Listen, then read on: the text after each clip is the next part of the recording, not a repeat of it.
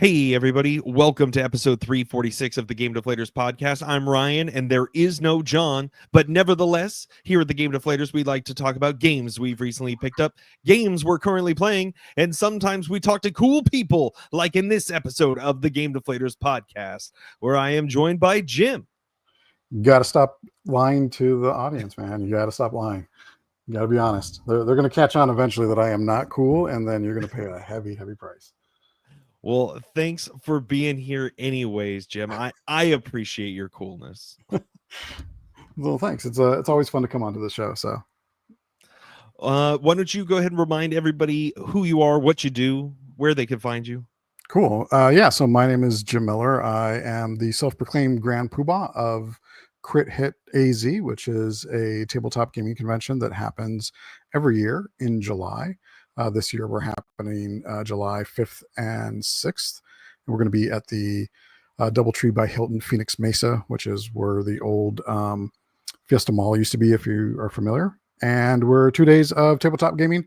We primarily focus on RPGs, specifically a lot of indie RPGs. So we do have some D&D, but there is a lot more of other games that tends to happen at Crit Hit. And then we also do other things like board games, and we have Artemis, which is a cool like starship simulator kind of game, and paint and take minis and cosplay contests and comedy shows and all kinds of stuff that we have on the weekend. Not to mention a free to attend vendor marketplace. So you don't need a badge to come and shop. We don't charge you for that. Just come in, shop some wares from approximately 30 plus vendors that we're going to have this year. And it's always a good time. Awesome. That sounds great. You guys always have like really great, themes and community and stuff. So I'm glad to see everything still going strong there. We'll get into some of that today. But Cool. First, we'll talk about, the pickups and the currently playing. I'll start us off this week since there's no John to do that. So I went to my local game store that I moved up by. I've been going to Friday Night Magic there since I moved here, basically. I've missed a few weeks here and there, but I didn't get in on the Friday night pre-release for the Final Fantasy set this week, but I was able to go to the pre-release on Saturday. Got my cool Final Fantasy pre-release box. Super fun stuff. Great set. I didn't pull anything super great while I was there, but I did get a pack for prize, and I did get a Sephiroth out of that, so that's pretty cool. Pretty happy about that. Whoa. Is that like a rare card, or that's just... Yeah, he's a mythic rare. He's supposed to be pretty good. I mean, I don't really play standard or anything. I mostly just show up for draft and pre-release, but I mean, I've got such a soft spot for Final Fantasy, and I mean, everybody does. This is like the most selling set in history from everything I've been reading. That it's it's crazy. That's cool. All right, sorry, go ahead. No, you're good. So I did okay at that. I got like 2 wins out of the 4 rounds that we did, so about average. That's about what I would say about my Magic gamesmanship. And then other than that, this week, let's see, I played a little bit more of Claire Obscure Expedition 33. Still got a long ways to go in that, and I keep needing to go back to it, but keep getting distracted by other stuff. Like more Risk of Rain 2. Played some more of that this week. Unlocked a couple more characters, and that's just one that I keep going back because I got friends that are online playing it. So it's kind of like, am I going to play my own game, or then I sit down at the computer and they're on Discord, and it's like, well, if they're on and I'm on, like, there's no reason we shouldn't really be playing together now. And then I never get around to anything else. And then let's see here, still training my Digimons. That's going pretty good. That's awesome. I busted it out a couple weeks ago. I've been through a few now, and I kind of have gotten into a little bit more of a rhythm of how to kind of do the care for them to try to get them evolved the way you want. And I'm hoping by the end of this week I'll have like a final stage 6+. So has it been like an exercise in heartbreak or anything? Like I thought it was gonna be a little bit more traumatic, but like once you get a guy that's not gonna, digivolve, and it's like, well, you're just taking up space, buddy. Like, you're gonna go eventually. Might as well let you go now. But I don't starve them. I let them run out of, like, I don't know. You feed them either meat for food or like these little pills for strength. So I just stop giving them pills, and then they die of weakness rather than hunger. Nice. So yeah, that's been pretty cool. I did boot up Final Fantasy VI on my GBA last night after doing the Final Fantasy draft, just because I got a couple Final Fantasy VI cards. That's one of the games that I really have not gone through very far at all. So I don't know. I'm just messing around with that. Like, there's pretty much zero chance that playthrough is gonna go anywhere for me. But that's what I've got this week. Why don't you pick up from there, Jim? Sure. Yeah. So, not necessarily this week, but it's come in the last couple of weeks, and it's been kind of some of the stuff that I've been playing around with. So, Kickstarter came in for Karen Second Edition.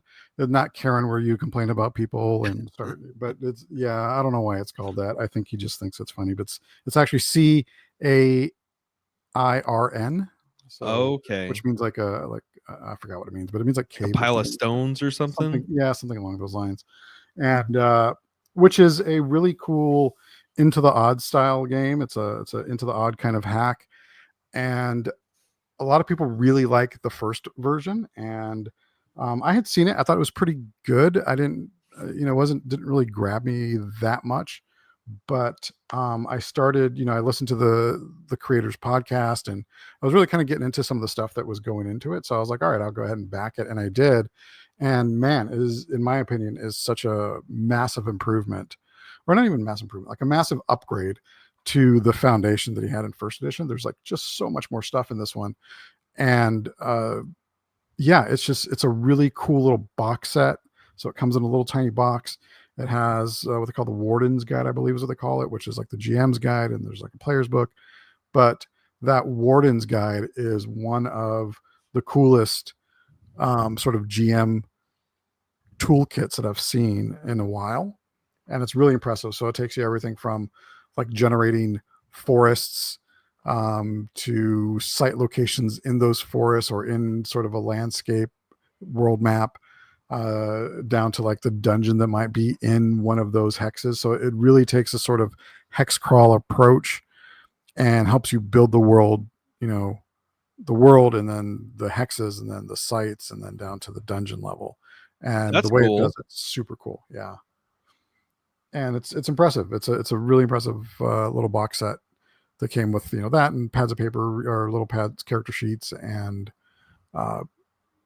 GM screens and stuff like that. So it's just a really nice little box set, and Full so set ready to go. Oh yeah, totally. And it's one of those games that, like, I can literally show up to a convention. Anybody can sit down, as long, if you've played D&D once or kind of know what it is, and it's such a simple game to learn. I can teach anybody in 5 minutes. I can literally come up with a custom adventure in 5 minutes as well because of this toolkit that they have. And Wow. we're off and running. You make a character, really quick. Takes no time to make a character, and it's just a really fun, solid game. So I've been really digging that. I also got, this one wasn't such much a pickup, but we have a partnership with Chaosium, who's the publishers of Call of Cthulhu and 7th Sea and RuneQuest and just a bunch of really cool games. They sent us some support by way of some box sets and some books and things like that. And so one of the things that they sent us kind of a nice chunk of was RuneQuest. And RuneQuest is, I don't know if we want to jump into it now, but it's something we can dive into later. But it's one of the oldest RPGs in existence. It has a very rich history, and it 100% was a game that on paper I should hate. And it's been my newest obsession, and we can talk about that later. But I picked that up, which subsequently led me to go and purchase on my own 3 other books. So now I have a bunch of RuneQuest books that I'm like digging through. Yeah, so it's awesome. We can talk about that later though. But it's a great game. that's about it. All right. Yeah, nice. So, let's see here. It's summertime. Crit Hit Con is right around the corner. What's the theme this year? So theme this year is Crit Hit 7. So it's our 7th convention, and it is subtitled, I guess, or whatever we call it. Like, so Cosmic Calamity is we wanted to go with. So I wanted people to submit games that were more in the space theme. That's not the only games we have. People always ask that for some reason, but no, we have other games too. It's just kind of like, hey, if you got a sci-fi game you really want to pull off the shelf, now's the time to do it. Like, I know me personally, I have probably like 4 sci-fi games that I can just start a campaign with at any given moment, and just haven't given them the love. And so I'm telling people, like, hey, if you got some sci-fi games, bring them out. We'll sit down, we'll play them, and get some people interested, maybe games that they haven't played before. So yeah, sort of a space theme. Yeah, it's a fun convention where, like, you go to so many conventions, and I feel like the board games are always kind of like off to their, kind of own secluded little sequestered areas. But it's cool to have like a place where it's like, hey, we're playing anything, but this year, we're going to try to emphasize, let's check out some space games, or whatever the case might be. But it's cool to have such, a direction and a place for people to show up and actually be able to, play just about anything, I'd imagine. Oh yeah, for sure. Like, we have all kinds of stuff, but yeah, so it's just an excuse to have a fun theme. I like the idea of having a different name every year for something. So Yeah, it was a lot of fun. I think we were like spitballing weird names and stuff last year with you when you were on. And you guys brought back the multiplayer like starship deck. I remember you talking a lot about that. Artemis is coming back. So it was a pretty big hit last year at 6, and we're also the directors for Game On Expo, so we brought him out to Game On Expo, and that was a huge hit. Apparently people at Fan Fusion were paying attention, because they asked him to come out to Fan Fusion this year, and apparently by all the pictures that I'm seeing posted, a lot of people are really loving it this year. So I'm glad that people are playing. It's an old game. Artemis is like not a new game.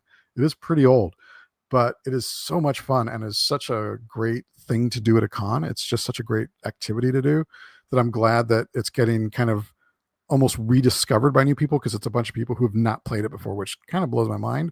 But What's not like the surprising. setting and everything of it, like how it works, so people kind of have an idea. So basically, yeah. So what makes it cool is essentially you're playing a crew member on like a Enterprise type starship, right? And it's not the Enterprise, because you have to, you don't want to get sued, but it's basically you're that, right? So you play in a sort of pod of people, right? And so every person is one specific station on the ship. So you'll have like a touch screen in front of you. It's like a touch screen laptop, I think, that he's using. And one person will be like engineering, and so you're in charge of the power on the ship. Somebody else will be like weapons, so you're putting up shields and firing. Another person is navigation. Another person is like science. And so you're all working together, and you have a captain of the ship. And the captain, as a general rule, doesn't really have a screen per se that they control, because their job is to kind of absorb everything that's being thrown at them and direct people to do things. Now, when I say that you have like a station, that is all you see on your screen. You don't see anything else. It's literally just a control panel. And then in the middle of everything, between all of you guys playing, there's a projector that has sort of a view screen of what you see outside. So like if you watch Star Trek, they're all sitting at their stations, but then there's that big screen in front that they can see everything outside of the ship. And it's the same exact setup. So what's happening is, as things are sort of popping off in the game, you have to be the crew. And if I've seen enough like submarine movies and stuff like that, because I'm kind of a fan of those things, despite the fact that I was in the Army forever. If you see any of those movies, it's like all these people are constantly like yelling things at each other, because there's information that has to flow. Otherwise, it's bad. So you have, your weapons person telling you that somebody's within, firing range, and they just powered up their weapons and putting up their shields. So the captain has to take that and process it. Meanwhile, science is trying to open up a hailing frequency with them to maybe talk it out so you don't start shooting each other in the middle of space. And so it gets very chaotic. And the whole thing of it is like that captain has to absorb all these things that people are relaying from their stations, and then between all of you start processing how you're going to navigate it. So do we need more power? Do we need more power from the engines, from our life supports to make our shield stronger? Do we need the science officer to start scanning for a weakness or something that they need? That sort of stuff. And so it just becomes like you're part of the crew of a starship, and it's super cool. Yeah, I mean that fits right in with Cosmic Calamity. Totally, yeah. So Crit Hit, that's gonna be going pretty well. What were the dates for that again? It's going to be the 5th and 6th of July. So that 4th of July weekend, which most people are off anyway. After you're done shooting fireworks that night, come on out to Crit Hit. Although the 4th of July, so every Crit Hit, we've done this, I think there's only one year we didn't do it. No, I think we've done it every year. But Crit Hit, I always have this thing that all great adventures start in the tavern. So the hotels we at usually have a bar.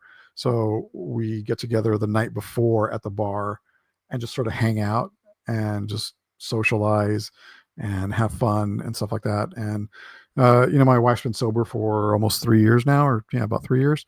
So she doesn't really drink, and by extension, I don't either.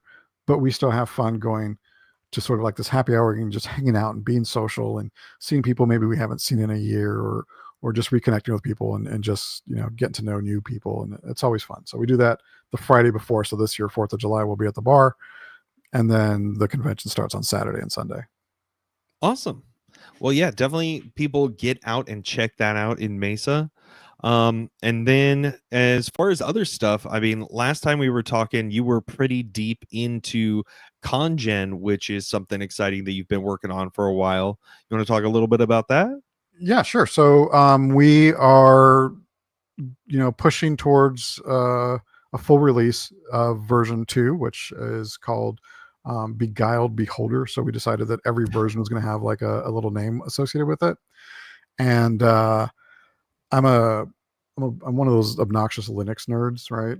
Like I try not to, Linux vomit on people, but the most popular version of that is called Ubuntu, and they have this thing where every version is named after an animal, which I thought was really clever because they just go in alphabetical order for their releases.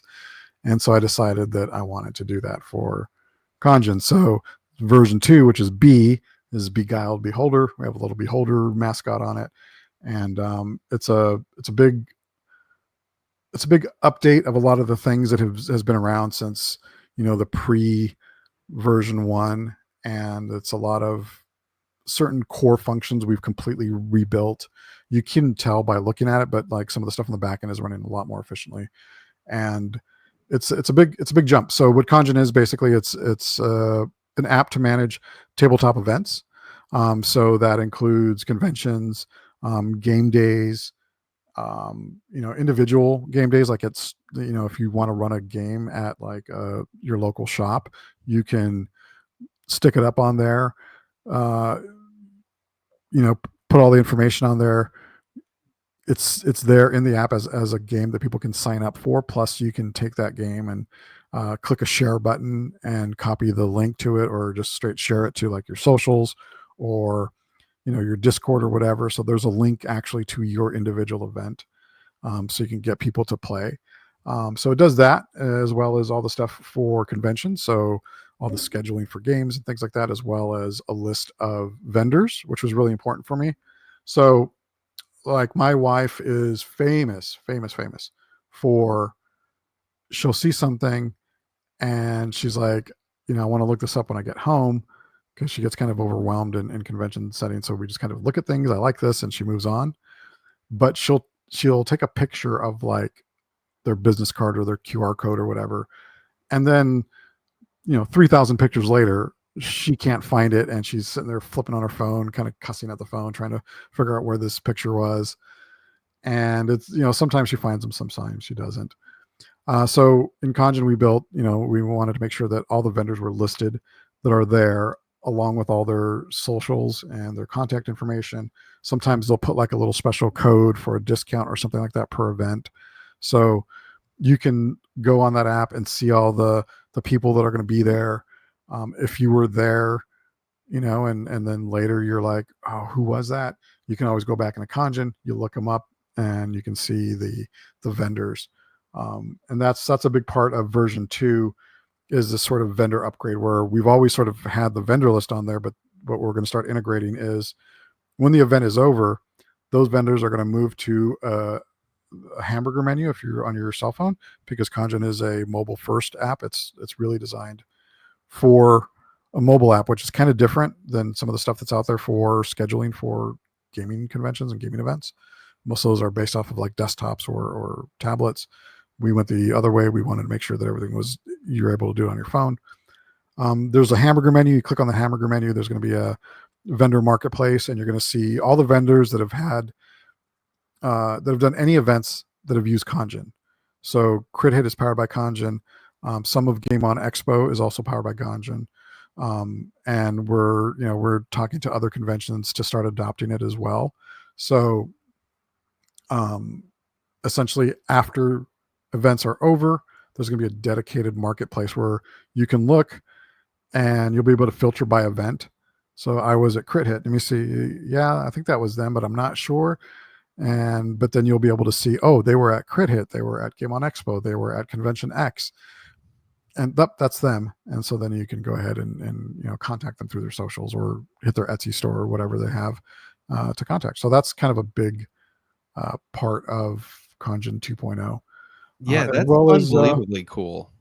Yeah, we wanted to make a tool that it's funny because I was just posting about it today because version 2 isn't out, right? It's going to come out in the next couple of weeks. It's going to come out before Crit Hit, where it's the official version, and then we're going to update it. We have already planned updates for features that we're going to roll out throughout the lifespan of version 2. But Sean and I, my partner, who has saved my ass more than once on Congeon and is really responsible. Anything that works on Congeon is 100% him. Everything that's broken, 100% me. Guaranteed. Guaranteed. And it's funny because like I told him this sort of like an army-ism, right? Like the most dangerous phrases in the army is, I learned this in basic from a private, and trust me, sir, from an NCO, based on my experience from a lieutenant, and then a captain who says, I've been thinking. And so I told Sean, I'm not really a commissioned officer kind of guy. I spent most of my time in the Army as a non-commissioned officer, but I do have those I've been thinking moments. And I was like, and unfortunately, you're going to be the guy that I'm going to call when I say I've been thinking. So Sean is kind of used to me getting weird messages from me, like either super early or super late at night. And it's just me going, hey, I've been thinking, what if we, and he's like, fuck, we got to do this. And he's been super good about taking my crazy ideas and help me figuring out how to make them actually happen. So, because we've been doing that, even though version 2 isn't officially out, we have already been planning version 3, which probably won't see the light of day till early, maybe 2026, but most likely 2027 is when that one's going to come out. But it's going to be, again, another major leap forward as we learn things in version 2, and then we decide, hey, we should also do this. And so that's kind of what's been going on with Congeon, is there's just a lot of things in it to make a tool that was useful for people who run conventions, for people who play games, for vendors to sign up to conventions. And it's kind of an interesting story, which I can go into. I don't know if you want me to go into like how this whole thing started, but yeah, I mean, feel free. Like I love hearing about this. I really think that the vendor route is a very cool support and community building, tool that I don't think a lot of people would maybe give as much thought. Like, most of the things that I've engaged with, there's like a map of the vendor hall that kind of lets you know like who's at what booth spot, hopefully. Yeah. But sometimes not even that is like really integrated, and you might have just a list that says the number and you got to find it on the map. But like being able to find people, not only at the convention you're at, but that have been at other conventions and be like, wait, where have I seen this person's work before? Yeah. Or, there's always that like last thing that you see after you already spent your last $20 and you're like, man, I really wish that I had seen this earlier, or oh, they're all out of that print, and this will be just that much easier of a way to like keep all that content in one place. Because otherwise it's just you've got a drawer full of old business cards that may or may not be reminding you exactly of who it is, and then having to type all the socials in or whatever. Like having it all just right there where you can link to it, that's amazing. Yeah, and that was kind of the point. So, Congeon was really born out of Crit Hit and sort of my ideas about conventions and stuff like that, because I think way too much about gaming conventions. But essentially, I started actually a blog post today where I was talking about how I'm putting the notes together for version 3, and I'm like, oh my god, there's so much shit in version 2 that isn't even out yet. It won't be out even at the release, but it's all the planned releases after that we're getting ready for. And it was born from, again, like sort of my ideas for conventions. So originally Crit Hit was never going to have vendors. That was not something I was actually like, no, I don't want vendors at this convention. One, because I knew that it was going to be a small convention and I just didn't see a good value proposition to, put to somebody and go, hey, like we're a small convention, I'm going to charge you money to be a vendor. And so I didn't have it the first year. The second year, we got a lot of feedback about Crit Hit, and one of them was like, oh, you should have some vendors. I'm like, I just don't see that working, because the way that the convention was structured is like all of your attendees who would purchase from you disappear for 4 hours at a time. And granted, Crit Hit from day one, from year one, we have made it so that there is we actually changed it this year, but we usually make it so that there's a break between games. This year we're going kind of more traditional with a twist, and we can talk about that later. But what that amounted to was like throughout the weekend, there's only like 2 hours or 3 hours that attendees are there to buy things from you out of like 2 days, and that just didn't make sense to me. So when Crit Hit 3 rolled around, I said, you don't need a badge to come check out the vendors. Just come check out the vendors. Because that was the only way that it made sense to me to, charge somebody to set up a booth and bring their stuff and try and make some money. Because at that point, like I take, I feel some level of responsibility. If I'm taking somebody's money to be a vendor, I have to make sure that they make money back. Like, so that's my priority. On top of that, from the vendor point of view, on top of from the attendee point of view, making sure they have a good experience. But so yeah, we've never charged to do vendors.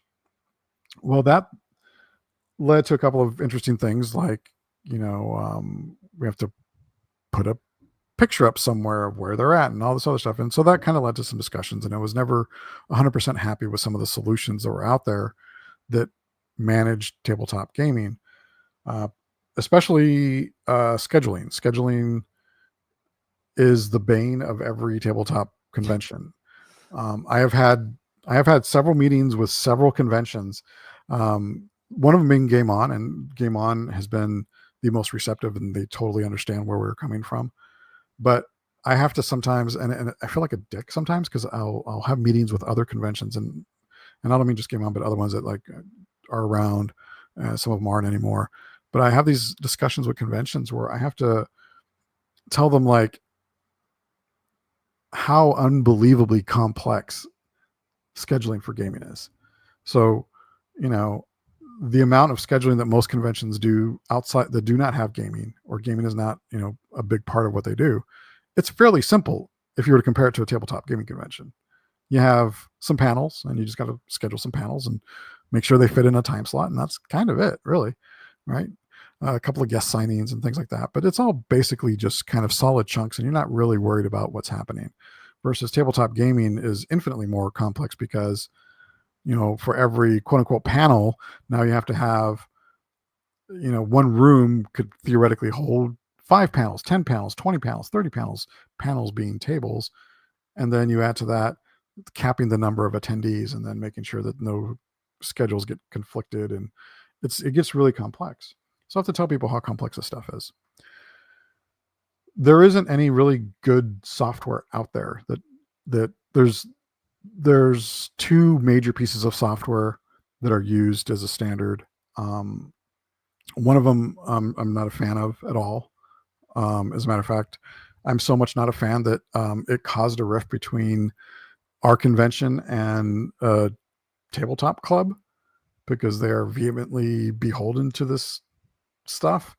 And I was like, absolutely not, because I've straight up had GMs tell me, if you use that, I probably won't. I'll just show up and play. I won't run things. And it wasn't just one GM. It was like I had several because I did a poll. And so that was kind of cool because I'm like, oh, good. I'm not the only person who really doesn't like this thing. And my opinion has always been that, crit hit is not for, it's not going to be so much like the hardcore convention. Like we have hardcore role-playing fans there, but none of them are like dogmatic or fanatical, right? So you're not going to get those people that are just like, oh, I only play D&D and everything else is not, everything else is just D&D with a different skin on it. We don't get those people, and we're lucky that way.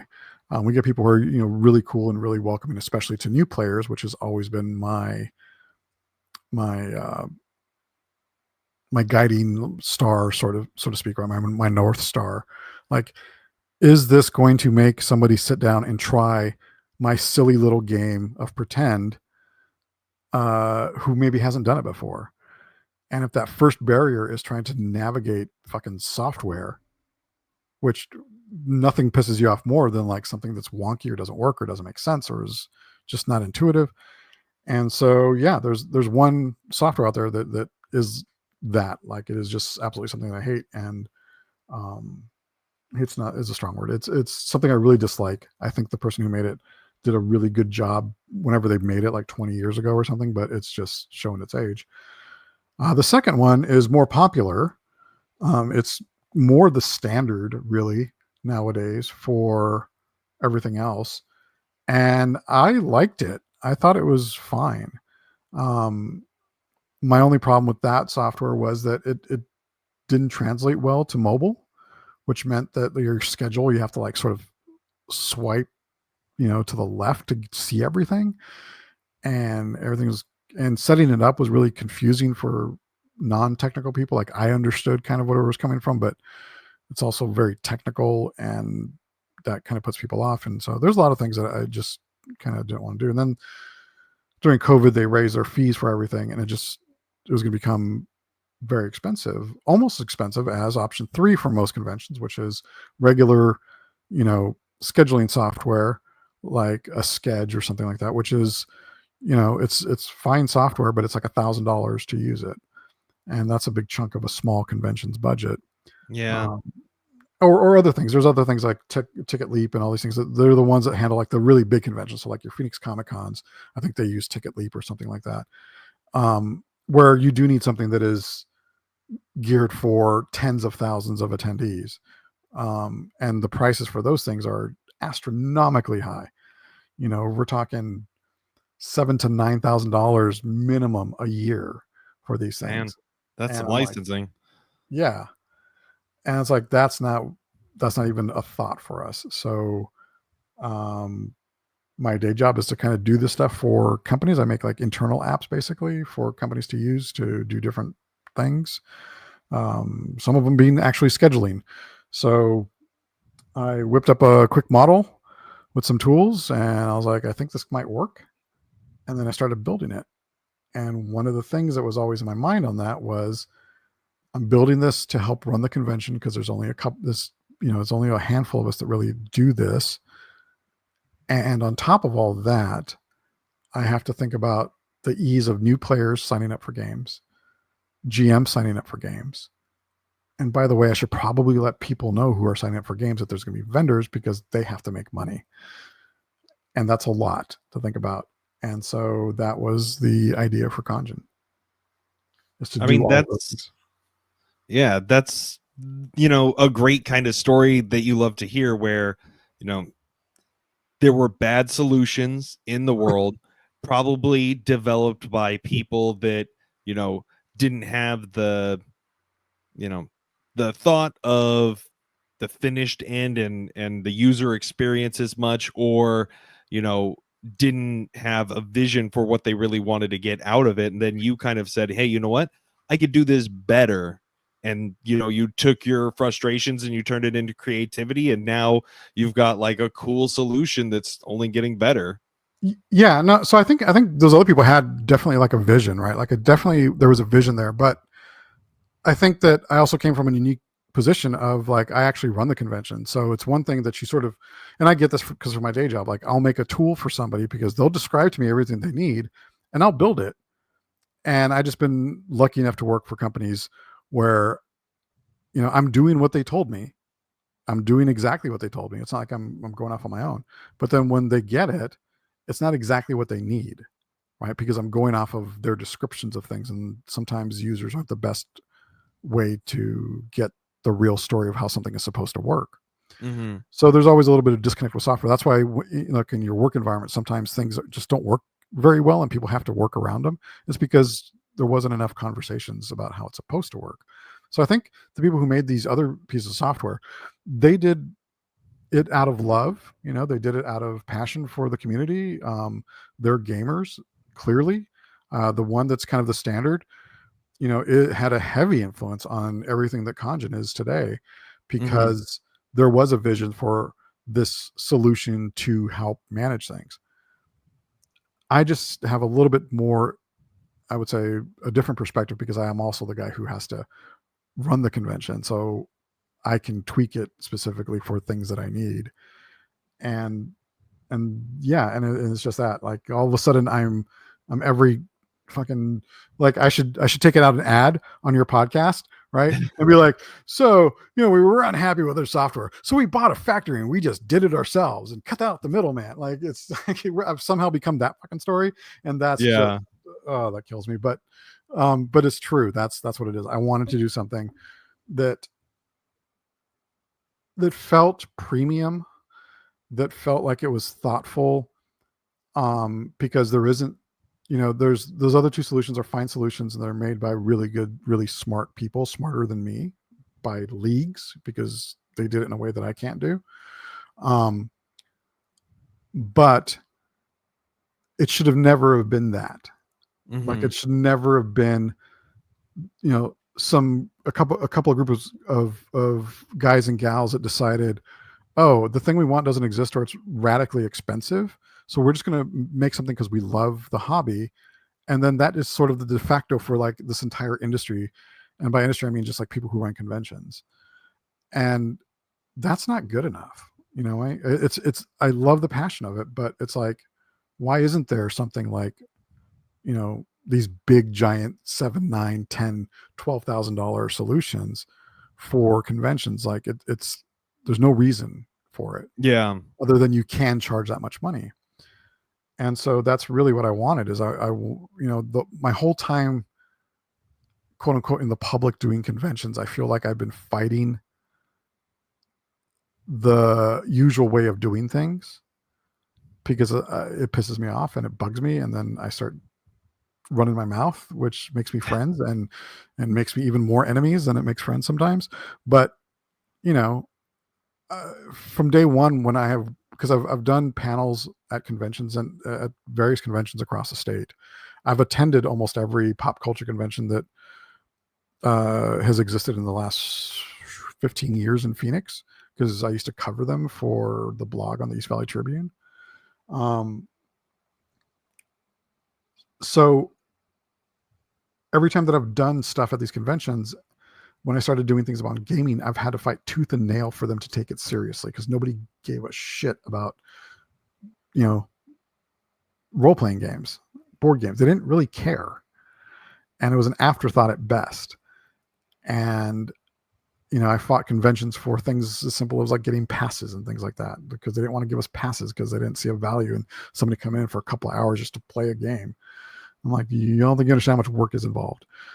To the scheduling always being like this weird thing where it has to be this really rigid system that doesn't really always work for everybody, or paper signups. They make you sign up on a piece of paper like it's 1973. Like, there's no use for that. And that used to piss me off, because I would be the guy in line trying to get to these books to sign up for a game, because they used to have them in like these binders, right? They have like gamers love their binders of paper, and they would have all these binders with all these games that you can sign up for. And if you just happen to get stuck in the wrong line for the wrong binder, and it turns out you have to go to a different binder line because you're never really sure where they're landing, then you're screwed, because maybe 4 people in front of you already signed up to take all. Like, that used to piss me off. Yeah, you're just out. So, when it came to like the scheduling stuff, I'm like, it sucks that these are the only 2 solutions. It sucks that there isn't like something that should be what I feel is like prestigious, like or as good or close to as good as really expensive software for little guys, like little conventions like us. And so that's really, that's really just an extension of what Crit Hit is, and that's what Congeon is just that. And that's a really long rant about like about a piece of software, but it's so tightly integrated in the experience. I want people to experience these games, and I'm trying to do everything that I can to encourage people to try new games, and that's really the biggest thing that we do. Yeah, no, I mean, I dig it. Those are both, really good things that, Congen helps people at cons. Crit Hit helps people play games at a con. It's beautiful things that you've been working on. I appreciate it. It's a lot of work, and it's mostly other people. I'm just the guy that talks to everybody, but everybody else does all the work. So that's how we do it at the Game Deflators too. There's a whole crew of people just propping you up like Weekend at Bernie's style. Oh no, it's just John. He's not here right now. I just show up and talk. He's gonna do everything after this. Yeah. And that shout out to John. Yeah, John is awesome. So, but yeah, that's basically the world according to Jim, I guess. I don't know. Nice. So, anything else that you've got in the pipeline or you want to talk about that you've been working on? I've worked on because I hate myself. On top of a day job and 3 kids and a wife, and trying to play games and running a convention and building software that is pissing people off left and right. I've been working on a TTRPG, of course, like everybody else. And it's getting pretty close to completion. I'm lucky enough that I know people in this industry that do this for a living. And a couple of them asked to kind of take a peek at it and see what it's about and hear about the mechanics that I've created and things like that. And they were super kind with their words and super encouraging for me to get this thing published one way or another. I'm being kind of coy about it because the premise of the game, potentially could be tied to an IP, but even if it's not, it stands alone on its own. And I got 100% validation from people that I admire and respect as designers about, my silly little game that I created. And so that's getting pretty close, and I'm hoping to get that out into the world by the end of this year, early next year. So we'll see how that goes. Awesome. Well, yeah, I mean, once you reach the point where you've got more that you want to share, we definitely love to have you back on to talk more about your own games and stuff too. Yeah, for sure. Yeah. Because I got, that's like 1 out of like 3 in the pipeline. So okay. We'll talk about prolific already. We'll talk about my TTRPG where you each play a convention and you're waging war against each other. Oh my God, that like sounds secret war with that magic sounds great. And demons and monsters and all kinds of stuff. Like that's very real, and I actually do have notes for it. That would be like the ultimate con game. Yeah. And that's it's gonna be fun. That's gonna be probably the next thing that I work on, because I'm really passionate about that. But fun fact, so that brings me back, circle back around. Mm-hmm. It's gonna be based off of The BRP system, the basic role playing system, which is the system that powers Call of Cthulhu. They have sort of a OGL open source version of these rules that you can take and use and make your own game. That BRP system is actually older than Call of Cthulhu, and it comes from a game called RuneQuest, which I talked about earlier, that on paper should be a game that I hate everything about and has become a crazy obsession as of late. Yeah, I always feel like once you do the friends to enemies with something, that bond is that much stronger. Oh, yeah. So there's a couple things I really dislike in games, and they're games that other people like, but I don't like personally. There are things about those games that I really dislike and makes me not play them.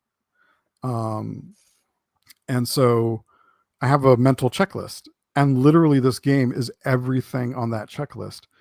Ironically, it's the very reason why I love it.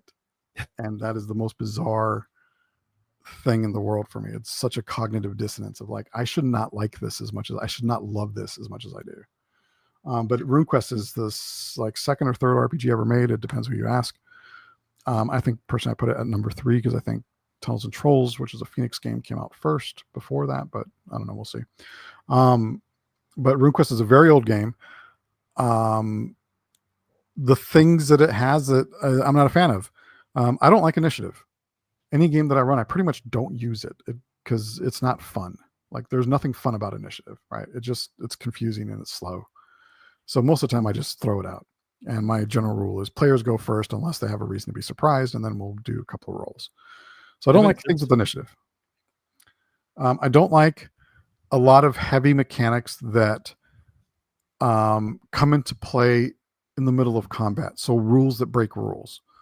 Like I'm pretty much a big fan of games that have a consistent set of rules, and then you just get to tweak them to the flavor of it better, as opposed to there's 6 rules for one person and 3 rules for somebody else that you take place during combat. RuneQuest has that sort of, and it's amazing because it's tied into the third thing that I'm not a big fan of. I'm not a fan of everyone has magic all of a sudden.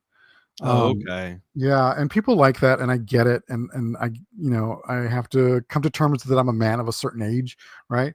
And the world has moved on, and now because of video games and stuff like that, it's expected like that everyone would have magic.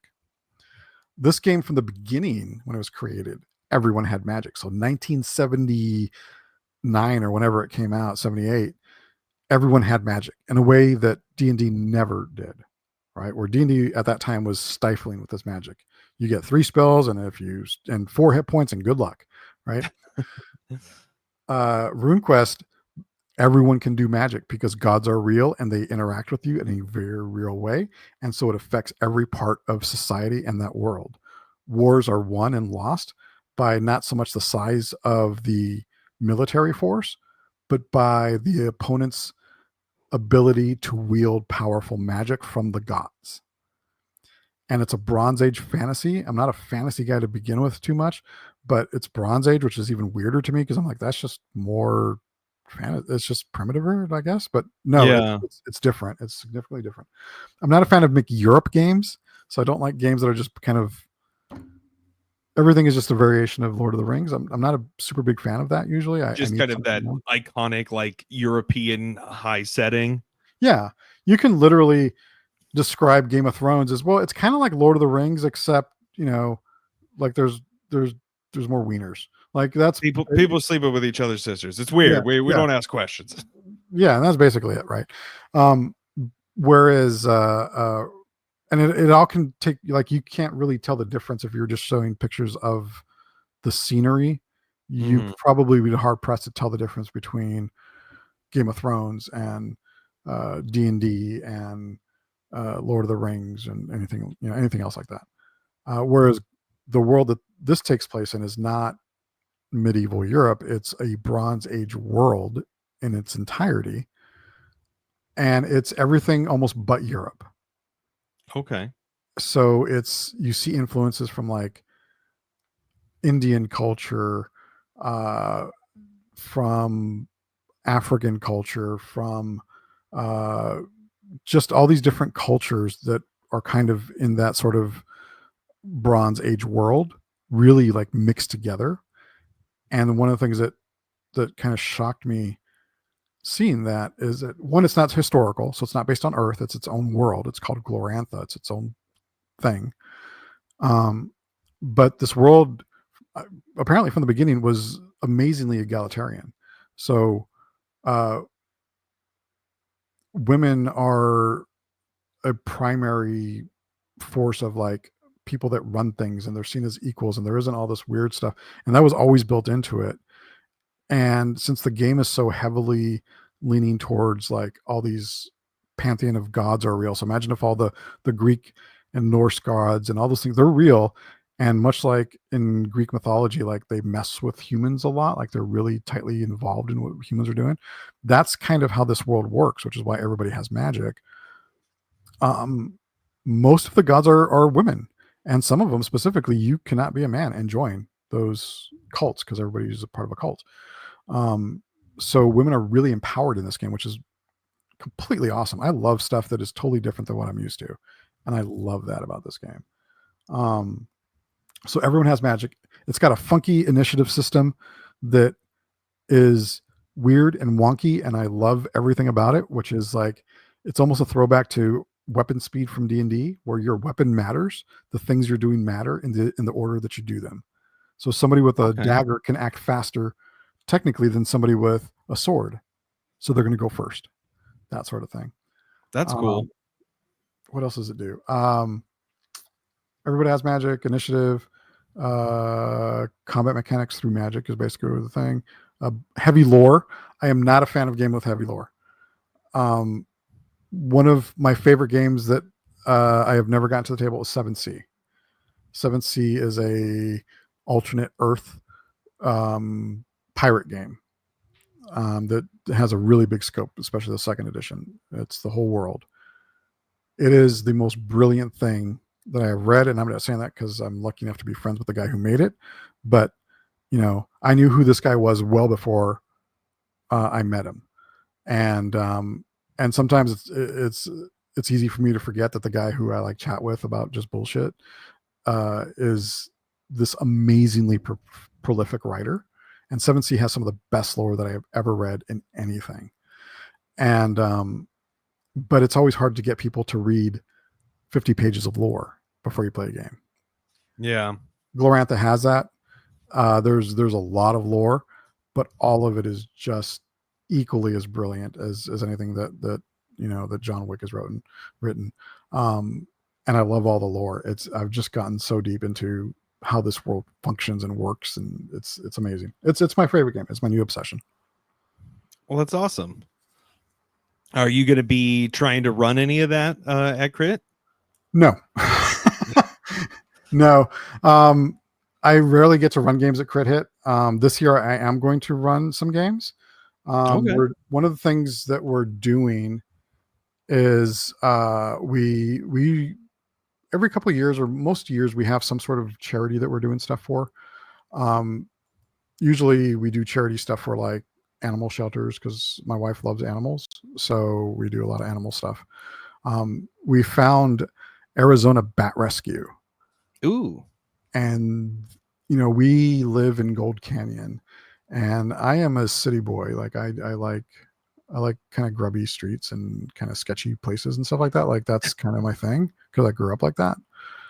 I always used to say I don't do well in suburbs. I'm not a suburban kid at all. And much less a suburban adult. I tried it once before and I hated it. So I live in Gold Canyon now, in suburbs, and I fucking love it out here. I fucking love it because it's a dark sky community. So, you know, there's no lights at night out here. Basically, it's just pitch black. And I live right up against the Superstition Mountains. They're like literally in my backyard. Like I can go half a mile and I'm in the mountains. Which means there's a lot of bats out here. So at night, like if me and my wife are sitting out in our backyard, you can hear these little bats squeaking around and stuff like that. And they're just so cool everywhere. There's so much cool wildlife out here.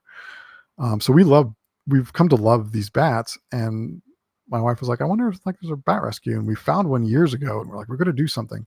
So this year we're doing stuff for Arizona Bat Rescue, and I'm going all out with it because in for a penny, in for a pound.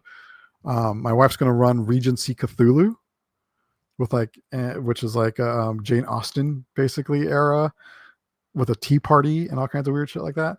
And I'm going to do probably either Regency Cthulhu or another game that's kind of in that same Regency era, that sort of like Jane Austen, everyone's proper kind of thing. And so I'm going to be running one of those games for the Arizona Bat Rescue stuff this year. Nice. Well, definitely check out Jim if you want to play in his game. Check him out here in the future to talk about future games. Go just have fun with all the games at Crit Hit Con. Thanks again for joining us tonight, Jim. I appreciate it. And let everybody know again, socials, the websites, all that stuff. Everything is Crit Hit AZ. So crithitaz.com. On Facebook, we're Crit Hit AZ. Instagram, Crit Hit AZ. I believe that's also like the TikTok, which is just me for TikTok, and there's hardly anything on there because I don't have time to do it. But that's on there too. But that's yeah, you can find us on that. So crithitaz.com, and there's information on all the games and all those cosplays and gamer marketplaces, and there's a bunch of stuff we can talk about, but that's going to be at the convention. That's really fun. Awesome. Well, you've been listening to the Game Deflators. This has been episode 346. I'm Ryan. There is no John. Thanks for listening.